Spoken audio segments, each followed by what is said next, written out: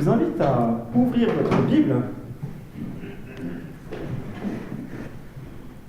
Donc dans l'épître aux Éphésiens.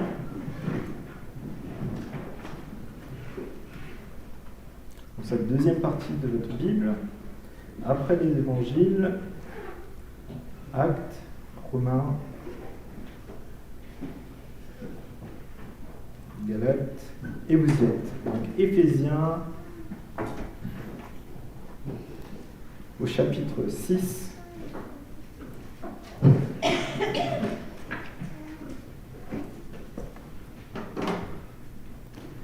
Et si vous avez la même Bible que moi, c'est la page 769. Tu peux afficher l'écran? Alors je sais pas, je pense que beaucoup d'entre nous en fait sont actuellement dans la vie professionnelle, ont intégré une entreprise, qui travaille ou en stage.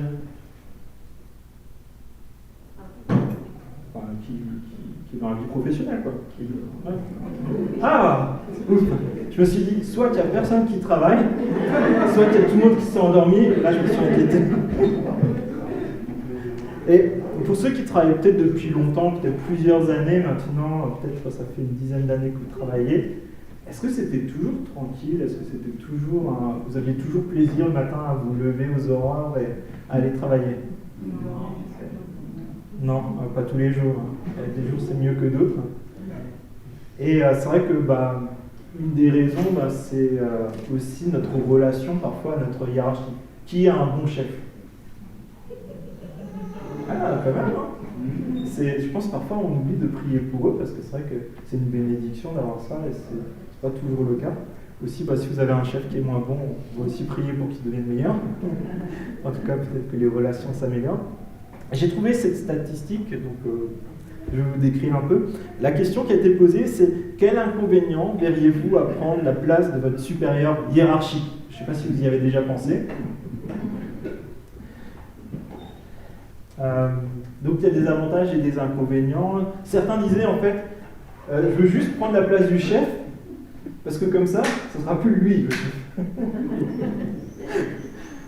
D'autres, ils voient une façon de peut-être gagner un peu plus, peut-être d'avoir un peu plus de notoriété, ou de trouver plus de sens à leur travail. Mais par contre, dans les inconvénients, ce qui ressort, c'est d'avoir un équilibre entre vie perso et vie privée qui est moins bon. Parce que quand on commence à avoir des responsabilités, il faut être sûr que ça marche après, et souvent c'est notre temps qui est le premier endroit où on le perd. Avoir des responsabilités, ça veut dire aussi les porter, ça veut dire qu'on est responsable en fait parfois aussi de notre équipe, de ceux qui font du bon travail et ceux qui en font du moins bon. Ça peut aussi être responsable justement quand il y a des gros échecs. Moi à un moment j'ai pris une responsabilité et le responsable qui était avant, en fait, tout s'était effondré, ils ont perdu 1 million d'euros en un week-end. Donc quand je l'ai pris, j'étais pas vraiment rassuré. On est moins apprécié de nos collègues lorsqu'on est responsable, souvent. Ça fait aussi que parfois on a besoin de sortir de nos zones de compétences, parce que peut-être on était très bon, peut-être dans tel et tel aspect très technique. Mais après, une fois qu'on commence à travailler avec des personnes, c'est différent. Il y en a qui ont besoin d'être très encouragés, d'autres qui ont besoin d'être beaucoup plus cadrés. Et puis finalement, au général, en fait, une des raisons principales qui fait que beaucoup ne veulent pas devenir responsables, c'est que ça amène du stress, pour toutes les raisons qu'on a vues. Et je pense que parfois ça pollue vraiment la vie de personnes, y compris parfois même de la famille. Pourquoi je parle de ça? C'est parce que la Bible, elle parle en fait de ces relations qu'on peut avoir dans notre travail avec notre hiérarchie, mais aussi de la qualité du travail qu'on fournit en tant qu'employé dans une entreprise, et aussi dans notre relation avec un patron. Et c'est ce qu'on a commencé à voir dans cette fin du livre aux Éphésiens, c'est qu'en fait, lorsque le Saint-Esprit agit en nous, c'est qu'on commence à agir de manière différente dans tous les domaines de notre vie, que que ce soit dans le fonctionnement de notre Église, notre rapport aussi les uns aux autres, les rapports aussi aux responsables spirituels, le rapport dans le couple, entre mari et femme, entre enfants et parents. Et là, Paul arrive au moment où il parle on va dire, des employés et des patrons. On va voir que c'est un peu plus compliqué que ça. Mais que nous, soit en tant qu'employés, soit en tant que patrons, si nous sommes dirigés par le Saint-Esprit, ça peut vraiment changer notre vie. On peut vraiment le vivre complètement différemment, même si on a les mêmes difficultés que quelqu'un qui n'est pas habité par le Saint-Esprit. C'est pour ça que je nous invite à réfléchir sur ce texte avec cette phrase « Travailler pour Dieu avec l'exemple de Jésus-Christ ». Parce que des employés qui sont remplis du Saint-Esprit et des patrons qui sont remplis du Saint-Esprit, ça fait vraiment une différence dans notre travail, dans notre famille et dans notre Église. Et je vous invite à lire Éphésiens, et on va lire les 9 premiers chapitres, versets du chapitre 6. Est-ce que tu pourras défiler en même temps que moi, s'il te plaît ? Pardon, je me suis trompé. Verset 5, pardon. Esclaves, donc là dans ce cas-là c'est les esclaves, c'est pas les employés, on y revient. Esclaves, obéissez à vos maîtres terrestres avec crainte et profond respect, avec sincérité de cœur, comme un Christ. Ne le faites pas seulement sous leurs yeux, comme le feraient des êtres désireux de plaire aux hommes, mais obéissez comme des serviteurs de Christ, qui font de tout leur cœur la volonté de Dieu. Servez-les avec bonne volonté, comme si vous serviez le Seigneur et non des hommes, sachant que chacun, esclave ou homme libre, recevra du Seigneur le bien qu'il aura lui-même fait. Quant à vous, maîtres, agissez de même envers eux, et abstenez-vous de menaces, sachant que leur maître et le vôtre est dans le ciel, et que devant lui, il n'y a pas de favoritisme.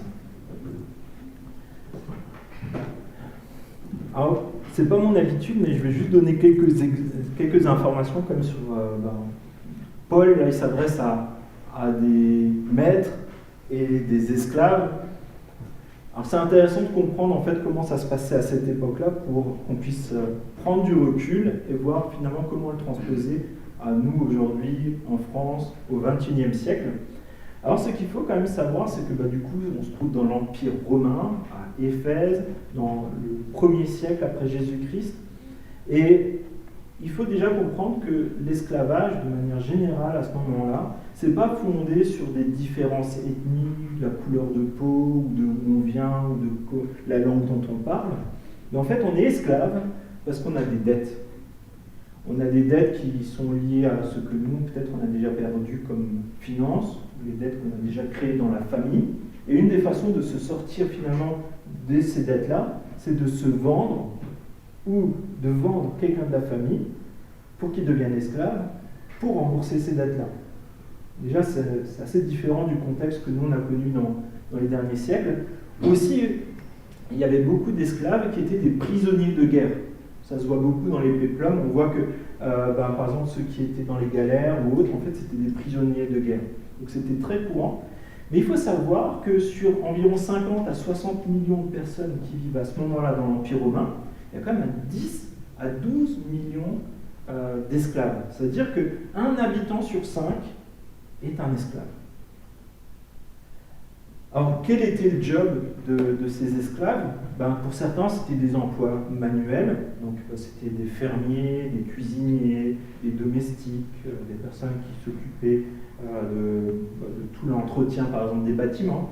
Mais aussi, il y avait des personnes, c'était des intendants, donc c'était des personnes qui veillaient au bon fonctionnement de l'entreprise, de la famille. C'était des personnes qui faisaient des travaux administratifs, qui faisaient des déclarations d'impôts, qui payaient les impôts, des comptables, des enseignants, même des médecins. Donc il y avait vraiment de tout. C'était pas le statut qui faisait le job. C'est assez surprenant quand on le regarde, nous, avec notre regard d'aujourd'hui.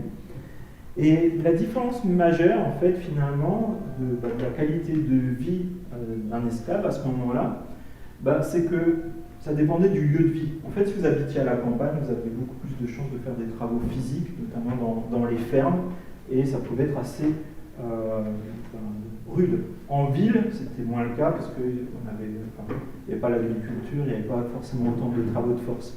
Après, ça dépendait beaucoup du maître sur lequel on tombait.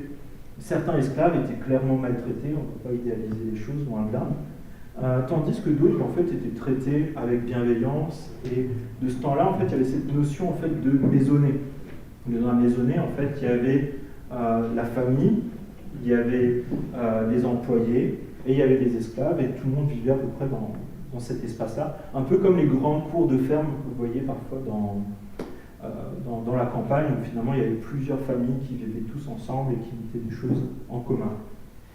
Et il faut se dire aussi que c'était assez fréquent qu'au bout de 10 ou 15 années de service, en fait, les maîtres libéraient les esclaves de leur servitude, et parfois devenaient employés dans la maison. À tel point qu'à un moment, l'Empire romain a dû brider un peu le fait qu'il y avait trop de personnes qui retournaient à la liberté, parce que ça déstabilisait complètement toute l'économie de l'Empire. Par contre, il y a un point commun qu'avaient tous ces esclaves, et que peut-être ceux qui sont encore esclaves aujourd'hui le vivent, c'est que finalement ils ne sont pas propriétaires d'eux-mêmes, c'est d'autres personnes qui sont propriétaires d'eux, et ils peuvent être vendus comme des objets. Alors on ne peut pas, comme vous voyez, faire un parallèle direct avec ce qui s'est vécu de ce temps-là, dans ce lieu-là, donc il y a 2000 ans, en Méditerranée, avec nous aujourd'hui en France. Mais on peut peut-être réfléchir ensemble aux grandes lignes qui se trouvent dans ce texte-là et comment on peut les appliquer de manière assez concrète dans notre quotidien. Comment nous aussi, nous pouvons dans notre quotidien, dans notre travail, dans notre relation au travail, être dirigés par le Saint-Esprit et prendre l'exemple de Jésus-Christ. Et je pense de manière assez large, même si peut-être aujourd'hui vous êtes à la retraite, vous n'êtes pas encore dans la vie professionnelle, finalement c'est notre rapport à l'autorité en général et de comment nous faisons notre travail, nos tâches dans notre quotidien. Et je vous invite juste à prier pour que Dieu puisse nous parler. Oui, Père, c'est vrai que tu as voulu le travail pour nous et c'est vrai que assez rapidement avec le péché, ça s'est détérioré. Beaucoup parmi nous peuvent témoigner qu'ils ont pu connaître des temps difficiles dans leur travail et c'est vrai que ça reste un défi en fait, de rester accroché à toi, d'être dépendant à toi, y compris quand il y a parfois des situations difficiles, notamment d'un point de vue relationnel parfois. Et on te prie, s'il te plaît, que ce matin, tu nous encourages et que ce soit vraiment des éléments de ta parole que le Saint-Esprit puisse utiliser dans tous les domaines de notre vie, que ce soit au travail ou comme dans les relations les uns avec les autres, des relations aussi avec nos autorités.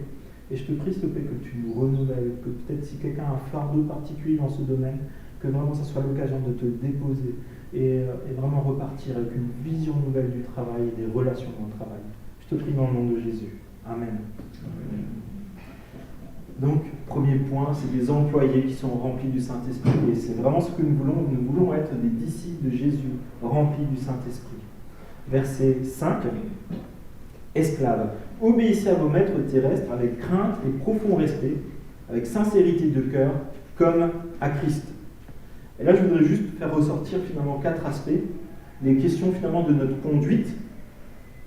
Ce qui est demandé finalement, c'est de l'obéissance. C'est que finalement, c'est la personne qui nous demande de faire des choses qui a cette responsabilité-là. Et on a simplement à lui obéir, c'est partie finalement du travail. C'est pas toujours facile. Et puis, comme on l'a vu aussi dans la relation, par exemple, qu'il peut y avoir entre les parents et les enfants, l'obéissance se limite finalement au cadre biblique. Si on nous demande de mentir, de voler, de tricher, ça sort de ce cadre-là et on n'a pas besoin d'obéir à quelque chose qui est contre la volonté de Dieu. Aussi, et je pense que c'est là où on peut vraiment travailler, c'est une question d'attitude. Il est question d'avoir une attitude de respect profond en se disant que si cette personne-là a été mise à cette place-là, c'est que Dieu l'a aussi accordé. Et que nous pouvons respecter cette personne, prier pour elle, même si elle n'est pas forcément la plus sympathique, mais on peut avoir du respect envers elle, ne pas parler dans son dos, de dire des choses mauvaises d'elle, de ne pas faire exprès aussi que tout ce qu'elle dit, en fait, ça pose des problèmes dans notre travail. Il y a une question d'authenticité, de sincérité de cœur. Est-ce que je suis sincère dans ce que je fais comme travail? Est-ce que je fais du mieux que je peux? Est-ce que je le fais dans le respect aussi de mon entreprise, de mon employeur, des personnes que Dieu a placées autour de moi, de mes collègues? Puis enfin, une question de motivation, et je pense que c'est vraiment là ça l'essentiel, comme à Christ. Notre motivation, c'est d'avoir une conduite, une attitude et une authenticité qui est comme celle de Christ. Le Jésus-Christ que l'on découvre dans la Bible, qu'est-ce qu'il aurait fait à ma place, dans mon travail, dans cette situation-là? Je pense que c'est vraiment quelque chose qui est motivant pour nous, et je pense que Jésus, il aura toujours fait le meilleur, en fait. Il se sera toujours appliqué dans ce qu'il faisait, et il aura été franc, mais il aura aussi été celui qui va le premier être serviteur, celui qui va faciliter les choses. Alors, ces derniers temps, on avait quelques petits travaux à la maison, et c'est vrai que j'ai vu passer différents ouvriers à la maison, et ce qui est marrant, c'est que, je ne sais pas si ça vous est aussi arrivé, mais au bout de quelques minutes, ou quelques heures, ou parfois pour certains qui restent longtemps, quelques jours, à un moment ou un autre, il commence à vous parler de son patron. Est-ce que ça vous est déjà arrivé? Non? Ok, faites des travaux, vous allez voir, c'est instructif. Au début, ça peut être simplement, il a encore oublié de nous commander le matériel qu'on avait besoin avant de venir sur le chantier. Ça, c'est assez récurrent, j'ai l'impression que les ouvriers, souvent, ils partent avec des camions à moitié vides. Après, ça peut être dans l'organisation, ça peut être dans plein de choses. Et c'est pas fou en soi, mais moi qui ne connais pas le patron, je commence à me faire une idée de ce patron-là, qui n'est sans doute pas celle de la réalité. Ils ont un aspect que eux présentent, mais moi, ça commence à me fausser ma vision de cette personne-là. Et c'est là où peut-être chacun d'entre nous a déjà été confronté à ça. C'est un patron qui n'est pas toujours au top. Et par contre, nous, on a quand même besoin d'assumer parfois ses erreurs devant d'autres personnes. Qu'est-ce qu'on fait dans cette situation? On peut être vrai, mais on peut aussi être respectueux. Verset 6. Ne le faites pas seulement sous leurs yeux, comme le feraient des êtres désireux de plaire aux hommes. Cette question, c'est: est-ce que nous sommes vrais dans notre travail? Est-ce que nous sommes vrais avec notre employeur, vrais avec nos collègues? Est-ce que nous sommes consciencieux parce que nous voulons vraiment faire correctement les choses? Est-ce que nous avons cette motivation profonde de vouloir bien faire les choses? Quelle importance aussi accordons-nous à la vie ou au regard des autres? Est-ce que lorsque je travaille et que mon patron ou un collègue est à côté de moi, est-ce que je travaille différemment que lorsque je suis seul, peut-être en télétravail à la maison? Je pense que c'est des questions qui peuvent vraiment se poser à chacun d'entre nous. Et puis finalement, ce texte, il n'y en a pas tellement dans la Bible, mais c'est l'occasion de faire une petite pause et de réfléchir à ces questions-là. Vous savez, de ce temps-là, en fait, il y avait des codes domestiques. La dernière fois, j'avais parlé qu'il y avait des codes qui parlaient de comment un mari devait se comporter vis-à-vis de sa femme ou de ses enfants. Mais aussi, il était question de comment se comporter vis-à-vis d'employés, mais aussi d'esclaves. Et ça s'adressait principalement au maître et à l'homme en tant que mari de ce temps-là, de comment se comporter avec sa femme, ses enfants, ses esclaves. Mais ce texte, il a vraiment quelque chose de révolutionnaire à l'époque, que nous, peut-être, on n'a peut-être pas tout de suite saisi le sens, mais en fait, il est en train de dire clairement que les esclaves ne sont pas des objets, mais que ce sont des personnes qui ont des responsabilités envers Dieu, envers la société, et même envers leur patron, leur maître. C'est-à-dire qu'il faut qu'ils prennent des décisions morales. On l'a vu, l'obéissance, le respect, la sincérité. Ça leur dit aussi que vous faites un travail qui a de la valeur. Pour vous, pour votre entreprise, pour la société. Et leur attitude compte. Plus même que ce qu'ils font.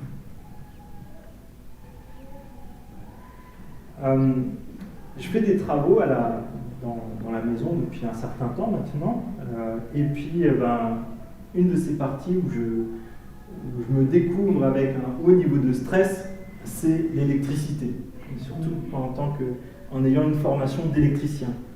Alors je trouve de tout, des fils qui ont de la mauvaise couleur, alors parfois on pense qu'il n'y a pas de courant, mais en fait il y en a.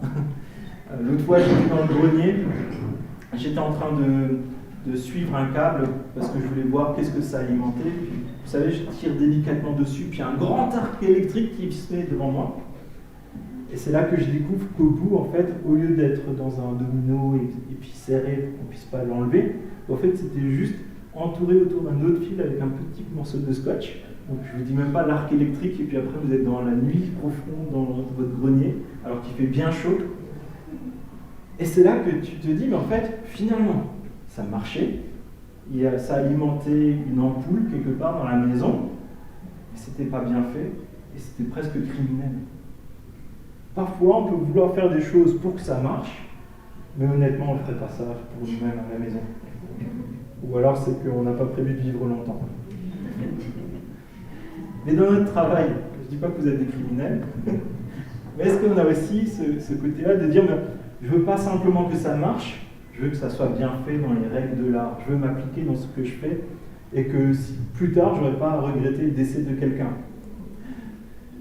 Donc, comprenez que si nous travaillons, même si notre patron n'est pas forcément sympathique, même si on n'a peut-être pas toujours tout l'équipement qu'on veut dans notre camion quand on va sur une intervention, même si notre travail n'est pas le plus passionnant, nous pouvons le faire bien.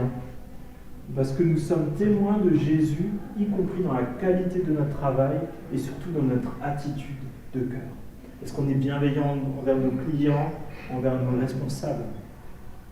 Verset suivant, mais obéissez comme des serviteurs de Christ qui font de tout cœur, de tout leur cœur, la volonté de Dieu.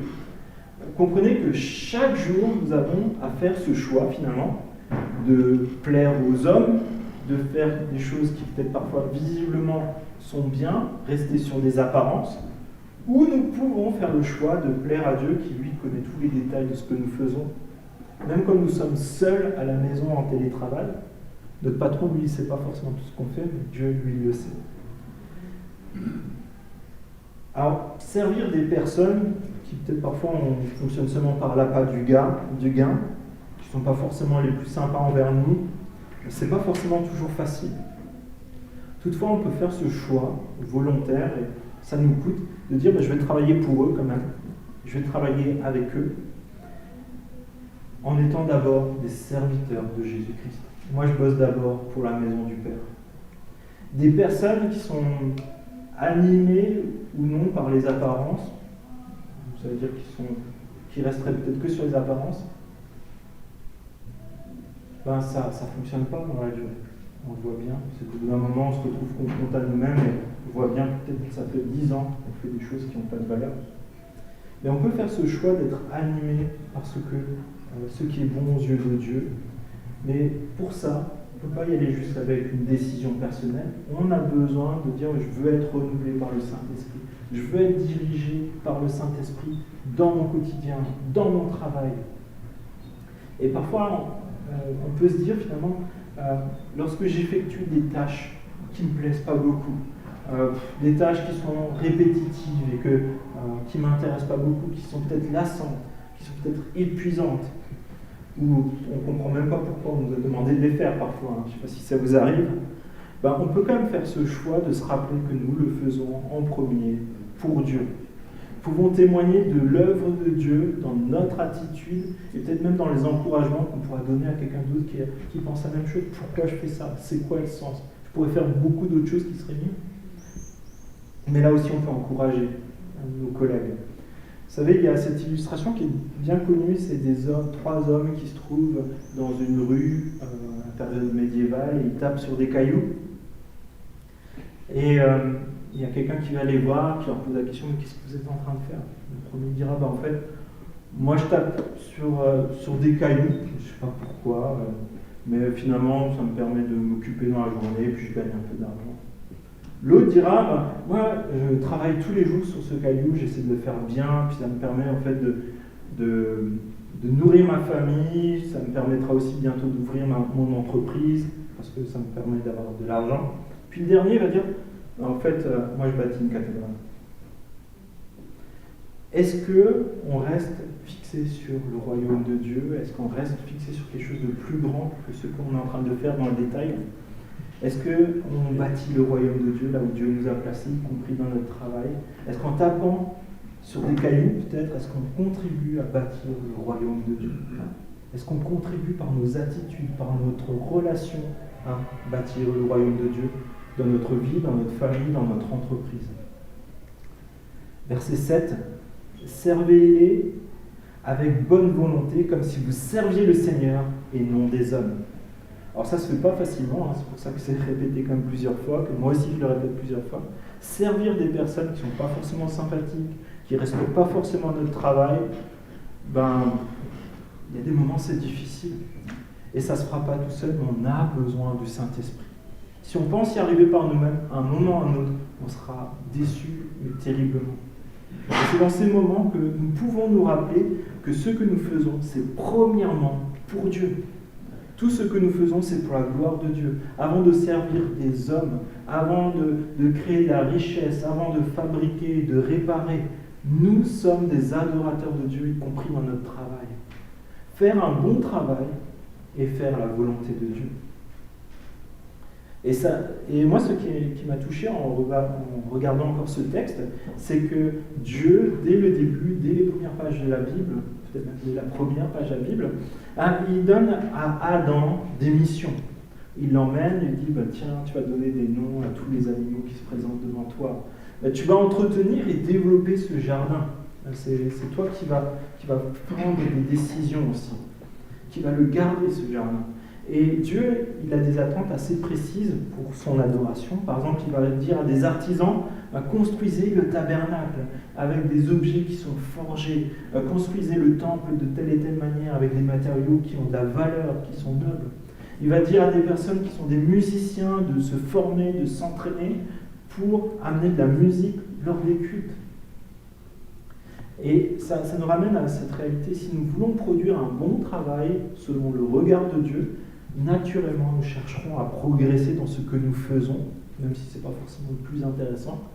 Mais ça sera un témoignage d'abord d'adoration à Dieu. Ce n'est pas pour faire de l'élitisme, pour dire moi je fais mieux que tout le monde, ou pour plaire aux hommes en disant moi je fais aussi mieux qu'eux, ou chercher les flatteries, mais c'est simplement pour faire un travail de qualité. Moi je suis toujours surpris quand j'entends des personnes qui parfois font un métier, j'ai un peu de mal à comprendre les tenants et les aboutissants, mais par exemple les personnes qui font du service à table. La dernière fois je regardais un reportage sur comment ça se passait pour les repas d'État à l'Élysée. C'est tellement impressionnant en fait comment ils font. Ils sortent les mètres pour mesurer l'emplacement de l'assiette, les fourchettes, les couteaux. Donc, déjà moi juste pour savoir si c'est gauche ou droite, j'ai déjà toujours du mal. Du coup je suis impressionné parce que c'est vraiment un truc qui se lève à 5h du matin.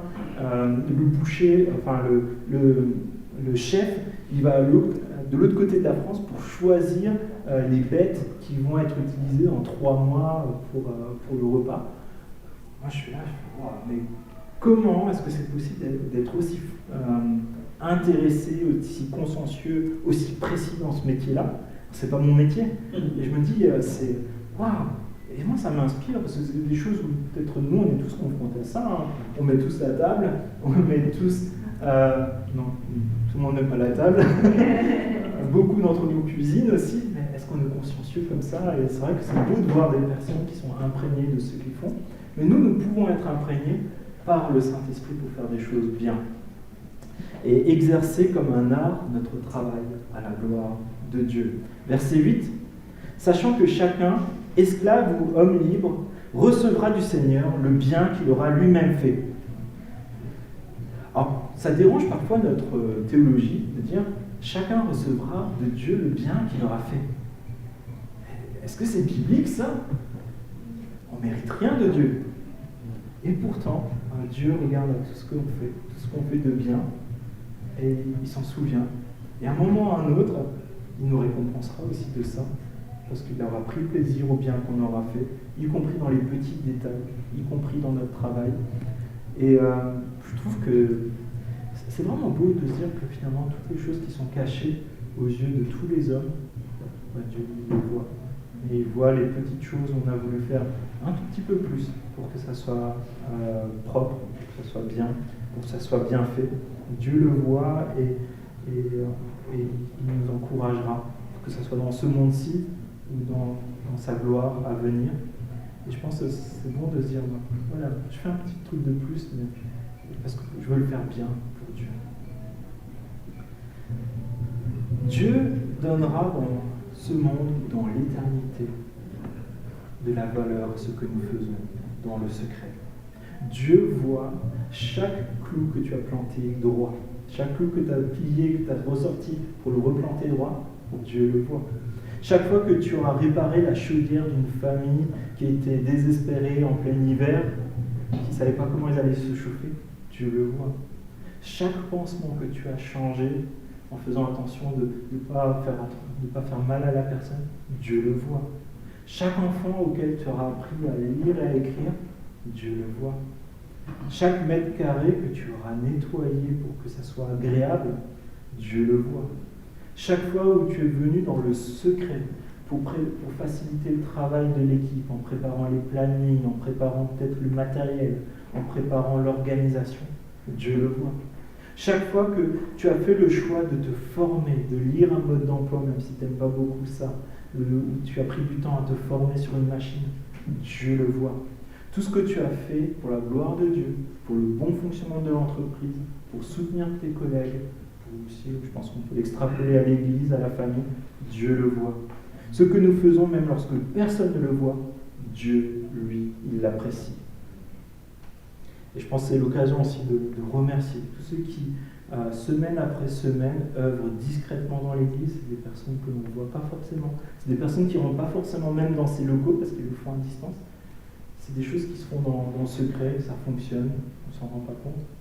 Mais c'est tellement bon de dire que Dieu pourvoit, Dieu forme, et on peut vraiment prendre plaisir à servir Dieu dans tous les petits détails de notre quotidien. Et c'est là qu'on voit bien que notre motivation, elle vient du fait qu'on est rempli du Saint-Esprit et qu'on veut servir Dieu dans tous les domaines de notre vie, et des employés qui sont remplis du Saint-Esprit.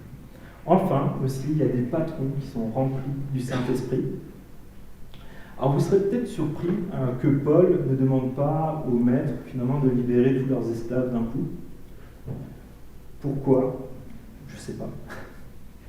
Il y a sans doute plusieurs raisons. Je pense que ça aurait déstabilisé complètement tout l'empire, toute l'économie. Peut-être qu'il y a des personnes qui se seraient retrouvées massivement au chômage, qui n'auraient plus de quoi nourrir leur famille, plein de choses comme ça sans doute.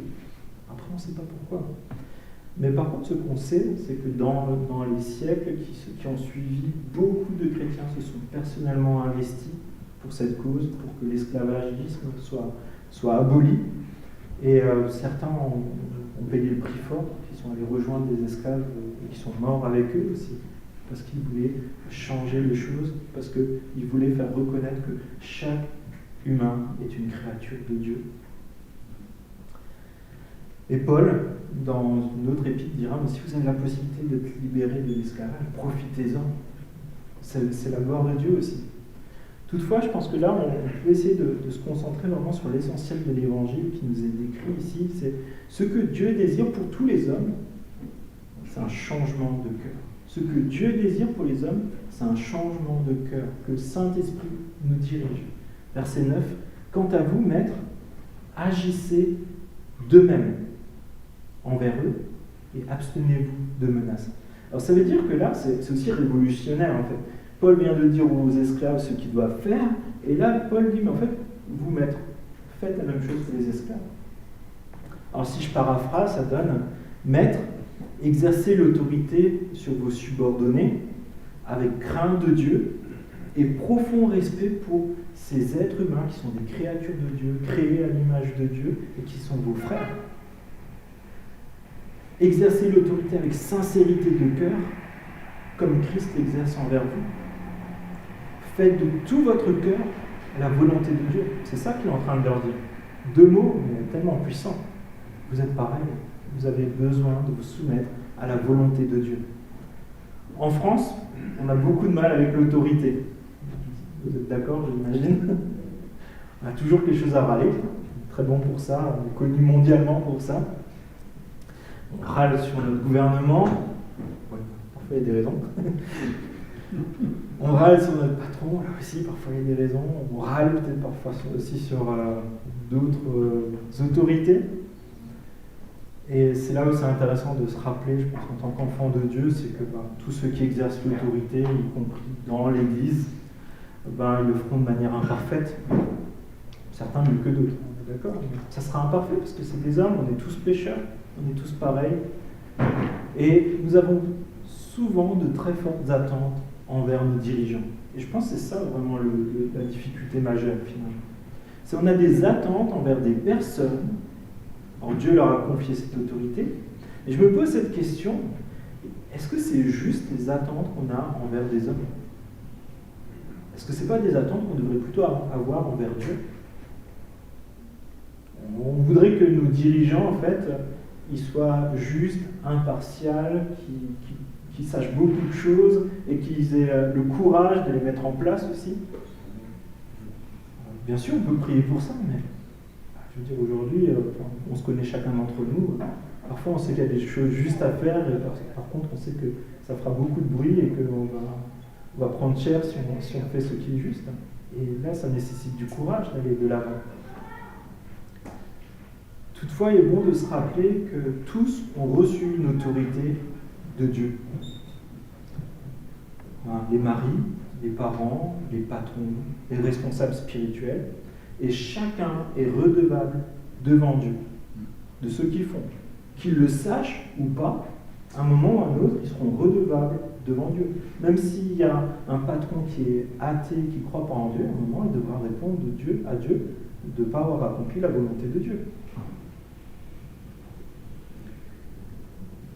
C'est là que je pense qu'on peut vraiment venir avec beaucoup d'humilité, parce que c'est des personnes qui vont devoir porter les responsabilités de leurs actes, de ce qu'ils auront fait ou pas fait, de leur manque de courage parfois, aussi parfois de leur manque de savoir. Mais nous pouvons les aider. Je pense déjà par la prière, c'est pour ça que je pense que c'est important aussi peut-être qu'on puisse développer ça dans l'Église, de prier plus pour nos autorités. On ne pense pas toujours facilement, mais c'est tellement important. En les encourageant, en leur faisant peut-être des suggestions quand c'est possible, aussi leur faire des remarques positives pour leur bien, aussi faire valoir les choses bien qu'ils ont faites, parce que souvent c'était au prix de sacrifices, je pense. Leur suggérer peut-être aussi des sujets qui nous tiennent à cœur en tant que chrétiens, et les aider à être responsables finalement des personnes dont ils sont responsables, y compris pour nos patrons. Mais au final, ils ne seront pas redevables envers toi ou envers moi, ils seront redevables envers Dieu lui-même, et je pense que ça nous inspire vraiment de la crainte. Enfin, il leur dit aussi, abstenez-vous de menaces. Les maîtres de ce temps pouvaient avoir diverses menaces. On pense naturellement peut-être au coup, peut-être à des maltraitances, peut-être à des privations, peut-être de certaines choses, peut-être limiter la nourriture. Éventuellement, on pourrait penser à des menaces de mort, mais c'est vrai qu'au prix d'un esclave, c'était vraiment une perte colossale en fait pour un maître de tuer un esclave, ça n'avait aucun intérêt financier pour lui. Et la menace sans doute qui était la plus importante et la plus commune de ce temps, c'était de dire mais toi tu m'obéis pas. À chaque fois que tu fais l'inverse de ce que je te dis, je vais te revendre. Je vais te revendre à un autre maître. Tu seras séparé de ta famille. Ça fait mal. Et là, Paul leur dit mais arrêtez les menaces. Arrêtez de fonctionner comme ça. Ce n'est pas la volonté de Dieu. Ce sont des menaces qui peuvent rapidement devenir oppressantes, conduire à la peur, un stress permanent. Est-ce que parfois, nous aussi, est-ce qu'on peut connaître ces menaces-là? Peut-être en tant qu'employé, ou peut-être si on est responsable. Est-ce qu'on prend garde à ne pas menacer peut-être? Quand tu vas perdre ta place de parking, tu vas peut-être perdre tel et tel avantage.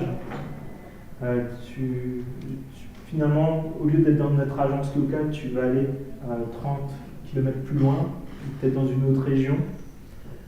La prime que tu recevais tous les mois, là, on va l'arrêter. Ou peut-être la menace, c'est de te licencier, peut-être pour faute grave. Il y a de ça dans nos entreprises. Il y a peut-être des menaces plus subtiles, mais je pense en tout cas en tant que responsable, en tant que patron, en tant que chef de service ou autre, on peut vraiment être attentif à cela, de ne pas mettre un stress ambiant dans l'entreprise, dans le service, même par des petites phrases. Enfin, par contre, c'est ça qui est quand même particulier, c'est qu'un responsable, sa responsabilité, c'est s'assurer que ça fonctionne bien et que chacun fasse son travail de manière adéquate. Alors, en France, heureusement, il n'est pas permis d'avoir des esclaves, mais par contre, il y a aussi beaucoup de lois, enfin, je reprends ma phrase, il y a aussi beaucoup de lois qui sont là pour protéger les employés des abus. Et dans le pire des cas, un employé peut démissionner, et parfois c'est très bien. On ne peut pas forcément toujours forcer le passage et ruiner sa santé. Parfois, il faut aussi se poser la question, quel est le temps de Dieu pour moi aujourd'hui? Est-ce que je suis allé au bout de ce que j'avais à faire? Et si c'est le cas, pourquoi pas me chercher un autre emploi? Et c'est là où justement un patron, lui aussi, il a une responsabilité. Là, c'est aussi, selon le cas, de reprendre une personne et qui est sous sa responsabilité, peut-être parfois sur la qualité de son travail, peut-être un manque d'implication, peut-être son attitude, parfois même vis-à-vis des collègues. Et c'est normal parce que c'est sa responsabilité en tant que chef. Et c'est pas facile, je pense, pour tous ceux qui ont eu à le faire. C'est que souvent, on attend, on repousse, on se dit ça va s'arranger par soi-même, et à un moment, on dit bon, il faut quand même que j'y aille. Et là, comment est-ce qu'on agit? L'objectif, c'est d'amener chacun à progresser dans son travail, dans son implication dans l'entreprise, et éviter surtout le naufrage de l'entreprise, le naufrage d'un service à cause d'une ambiance qui est pourrie, où chacun fait juste ce qu'il a envie de faire. Alors peut-être quelques conseils de base pour ce qui s'implique, qui se base sur un certain nombre de principes bibliques que l'on trouve dans le fonctionnement de l'Église, mais aussi, je pense, des choses qui sont simplement des bonnes pratiques. C'est de simplement déjà ne pas reprendre quelqu'un publiquement devant tous les autres collègues quand il fait une bêtise, pour ne pas l'humilier. C'est de discuter en tête-à-tête avec des éléments factuels, chercher à impliquer la personne dans la résolution de la difficulté, valoriser la responsabilité de la personne dans son travail, dans le fait d'améliorer les choses, de progresser, de résoudre des difficultés, et finalement garder, même si c'est délicat, même si c'est difficile, une attitude bienveillante en visant le bien de la personne et de l'entreprise et du service. J'imagine que parfois c'est aussi nécessaire d'avoir la réciproque, un employé qui veut aussi parler à un chef de service, un patron, et lui évoquer en fait peut-être des choses qui lui pèsent à juste titre, et lui parler peut-être des choses qu'il voit et qui l'empêchent de faire correctement son travail, ou des choses qui l'inquiètent, sans vouloir prendre sa place. Et c'est pour ça qu'il est bon de se rappeler que le responsable est une personne qui lui-même a des défis, a des comptes à rendre. Il est aussi responsable du fonctionnement d'un projet, d'une entreprise ou d'un service, que chacun à la fin du mois ait un salaire, que les familles des employés aient de quoi vivre, et que les clients aient un travail de qualité qu'ils ont payé. Et ça vaut certainement la peine d'avoir parfois des conversations informelles pour parler simplement au fil du temps des choses qui parfois nous interrogent, autour d'un café, autour d'une tisane, nous dire les choses qui nous pèsent, des idées d'amélioration, pas juste venir avec des problèmes à chaque fois, mais proposer des solutions concrètes, et pas attendre des années ou des mois et puis après d'exploser en plein vol et mettre le chantier. Je pense que ça aussi, c'est en tant que chrétien dirigé par le Saint-Esprit, on peut demander à Dieu de nous diriger dans ces conversations-là pour le bien de notre entreprise, pour le bien de nos dirigeants. Vous savez, moi, à un moment, j'étais en entreprise et je travaillais beaucoup. J'étais sollicité les nuits, les week-ends, ça ne s'arrêtait jamais. Et à un moment, j'avais vraiment le côté, je suis exploité, et mon patron ne lui décroche jamais le téléphone, j'ai presque aucune contrepartie pour tout le travail que je fournissais, largement en dehors des horaires, y compris les jours fériés, les week-ends, les nuits. Et finalement, il y a eu un moment où on a pu avoir un échange, parce que moi j'étais plutôt dans le mode à dire, j'arrête tout, mais après en l'écoutant, et au moment où il commence à me décrire les choses en me disant, voilà, je vois bien que tu fais tout ça, on essaie vraiment de trouver des solutions pour améliorer les choses. Est-ce que tu peux pas toi aussi proposer un certain nombre de choses? C'est là que je me suis rendu compte que peut-être parfois j'ai pas assez insisté pour dire qu'on ne peut pas continuer comme ça. C'est tout l'intérêt d'avoir des discussions de qualité sur des choses qui sont vraiment factuelles et pas attendre que ça dépasse les bornes. Verset suivant, sachant que leur maître et le vôtre est dans le ciel et que devant lui il n'y a pas de favoritisme. Et ça, je pense que c'est bon de se dire Dieu est souverain sur tous les hommes et on aura tous à lui rendre des comptes sur comment on aura exercé notre autorité, sur comment on aura exercé notre travail et que nous sommes tous soumis à Christ. Il n'y a pas de favoritisme devant Dieu. Et ça me pose vraiment cette question, est-ce qu'on traite chacun de manière équitable dans nos responsabilités? Je ne dis pas d'uniformiser, quelqu'un qui a des difficultés personnelles, on ne va pas lui demander la même chose que quelqu'un qui fonctionne bien. Quelqu'un qui a un handicap, on ne va pas lui demander de faire la même chose que quelqu'un qui n'en a pas. Quelqu'un qui a une difficulté passagère, par exemple avec un deuil ou autre, on va lui laisser plus souffler aussi. Mais est-ce que, devant Dieu, est-ce qu'on peut dire que voilà, je suis impartial et est-ce que je suis équitable? Et je pense que c'est bon d'avoir des patrons qui sont pleins du Saint-Esprit. Et je pense que ce serait bien que parmi les chrétiens, il y ait plus de personnes qui soient chefs d'entreprise pour bénir les familles, pour témoigner de la bienveillance de Dieu, de sa fidélité. Et je pense que c'est là où on peut justement trouver cet exemple en Jésus qui est doux et humble de cœur, qui a encouragé les uns et les autres, mais aussi a repris ceux qui s'égaraient. Il a quand même vidé un temple en renversant les tables des marchands. Donc il savait aussi être direct quand il le fallait. Mais ici, c'est quelqu'un qui savait s'approcher des personnes qui étaient les plus en difficulté avec beaucoup de douceur, qui s'adaptait aux uns et aux autres. Et je pense que ça peut vraiment être une source d'inspiration pour nous. Jésus, il est monté sur la croix, alors qu'il aurait préféré reporter ce temps, c'est la prière qu'il a fait. Pourtant, il y est quand même allé, parce que Jésus a d'abord été soumis à l'autorité de Dieu.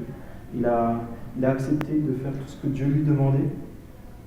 Jésus aurait pu demander à être servi par les anges, ne jamais avoir faim, soif ou mal aux pieds. Mais c'est Jésus qui lavait les pieds de ses disciples à la fin. Et enfin, c'est en Matthieu 23, 11 que Jésus dit « Le plus grand parmi vous sera votre serviteur ». Si on veut être grand aux yeux de Dieu, c'est d'abord qu'on est serviteur de Dieu dans tout ce qu'on fait. Et je vous invite à la prière, sans que l'équipe s'installe.